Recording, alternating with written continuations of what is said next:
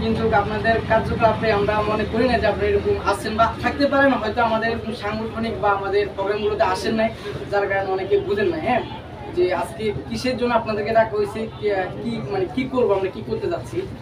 প্রথম বিষয় হচ্ছে আপনারা যেটা বললেন যে আমরা 2 বছর বা 4 বছর আছি সমাজের সাথে। আপনাদের যখন আমার সভাপতি জিজ্ঞেস করছে যে আপনারা কেন এই দলের সাথে যুক্ত হবেন বা কেন বিভিন্ন দল, বাংলাদেশে 53টা দল থাকা সত্ত্বেও আপনারা গণতন্ত্রের প্রতি কেন যুক্ত হবেন বা কেন কি জন্য কাজ করবেন, আপনারা এক কথায় উত্তর দিচ্ছেন আমরা বিপ্লবীকে ভালোবাসি।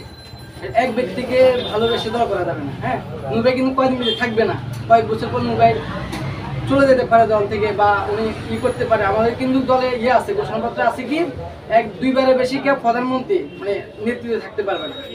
এই বিষয়টা আমরা একটু খেয়াল করে রাখবো। আমরা এক ব্যক্তির রাজনীতি করি না, আমরা একটা দলের রাজনীতি করি, দেশের জন্য রাজনীতি করি। শুধু নূর ভাইকে ভালোবাসে তা না, শুধু নূর ভাই দল প্রধান হিসেবে উন্নতি ভালোবাসতে পারে না। একজন জিতে বারবার কারা নির্যাতিত নেতা, জেল খাটছে, জুলুম হয়েছে, ছাত্রলীগের অনেক মামলা শিকার হয়েছে। এই জন্য আমরা আমাকে ভালোবাসি, সবাই আবেগে যে সবার আগে আমরা নূর ভাইকে ফোকাস করি। আসলে নূর ভাইটা তো দল প্রধান, ফোকাস করা উচিত। এটা আমাদেরকে একটু মাথায় রাখতে হবে।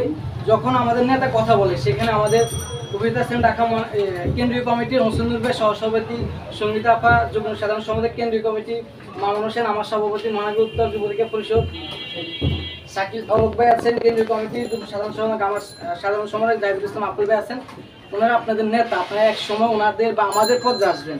উনি খিলক্ষেত থানার আহ্বায়ক যুবলীগের পরিষদের মারজান ভাই। হ্যাঁ, উনিও আপনাদের প্রোগ্রাম আসছে। এখন আপনারা যদি উনি এত দূর থেকে আমাদের কথাগুলো কিন্তু আসার পর থেকে বসে আছে, যায়নি কোথাও। এখন আমরা আপনাদের এখানে আসছি, যদি আপনারা এলিমেলে করেন, কথা না শুনুন, আমার সবারই কথা বলতেছি, হয়তো আপনাদের কাছে ভালো না রাখতে পারে, এক সময় আপনারা নেতৃত্ব দিবেন। তখন আমি ধরুন আপনার কর্মী, ধরুন আমি একটা খিলক্ষেত থানার উনি নেতা। হ্যাঁ, আমি যখন খিলক্ষেত থানার কর্মী, আমার ওয়ার্ড কমিটি দিবে, তো উনি যদি কথা বলে, উনি কথা বলার টাইমে শুধু চলে যায়, আমি কথা না শুনে অনেকে পাত্তা না দিই, ইনচাল করে আমি বাইরে যাই, কথা বলি বা চা খেয়ে আমার বন্ধু বান্ধব নিয়ে, এটা কেউ হবে? তখন এক সময় তো আমি নেতৃত্বে আসবো না, আপনার এক সময় আসবেন না। তখন যদি আপনাদের কথাবার্তা আমরা না শুনি, তখন আপনাদের খারাপ লাগবে না? বা আমি যদি না শুনি বা আপনারা না শুনেন, এখন আপনার নেতৃত্বে আসবেন, নেতার কথাবার্তা শুনতে হবে, নেতা কি বলে আগে জানতে হবে, বুঝতে হবে। আসলে এই কথাগুলো কিন্তু আমাদের কে বলবে না। আপনার কিন্তু এই আজকে যে আয়োজনটা, অনেকে কোনোদিন আসেন না রাজনৈতিক প্রোগ্রামে, আসছেন, অনেকে আসছেন, অনেকে জানেন না কোনো রাজনৈতিক প্রোগ্রাম। এটা কিন্তু রাজনৈতিক সাংগঠনিক নিয়ম। অনেকটা সাংগঠনিক কথা বলে আমি কথা শেষ করবো। আজকে মামুন ভাই আমার সবাইকে অনেক আছে, যে যা বুঝার এটা বুঝে নিয়ে সবাই কাজ করবেন। রামপুরা এবং কি হাতি থানাকে ছাত্র যুবক গণ, এই 4-5টা ইউনিট নিয়ে আপনারা সবার সাথে মিলেমিশে এককভাবে কাজ করবেন। শুধু যুবলীগে কাজ করবেন তা না, এটা যাতে গণর অফিস, এখানে ছাত্র যুব সবাই আসতে পারবে।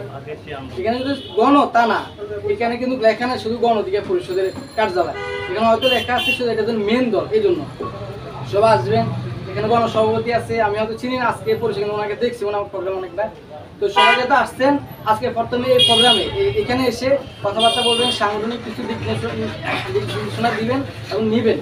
এরপর যা আপনাদের যে কমিটি হবে, এই কমিটির বিষয় মূলত একটা হচ্ছে আহ্বায়ক কমিটি। অনেকে বুঝেন যে আহ্বায়ক কারা কারা হতে যাচ্ছে। আহ্বায়ক এটা সভাপতি, একটা থানার মেন দায়িত্ব। যারা একটা থানা, আপনার একটা থানা যদি 6টা-7টা ওয়ার্ড থাকে, এই ওয়ার্ডগুলোকে তাই নেতৃত্ব দেবেন আপনারা।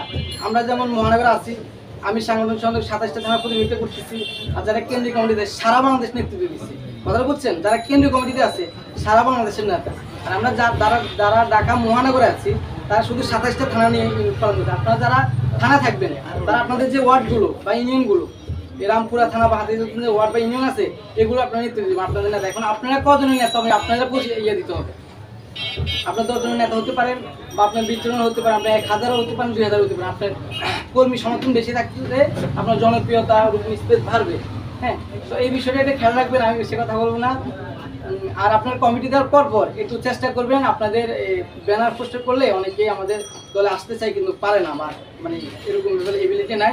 আপনারা যদি নাম্বার দিয়ে সদস্য সংগ্রহ চলছে, বিভিন্ন সাধারণ যদি একটা পোস্টার ব্যানার তৈরি করেন, অনেকের জানবে, চিনবে, আপনাদের দল আসবে, আপনার ওয়ার্ড কমিটিগুলো খুব শীঘ্রই দিতে পারবেন। এবার আমার সংগঠন শেষ করছি। আসসালামু আলাইকুম।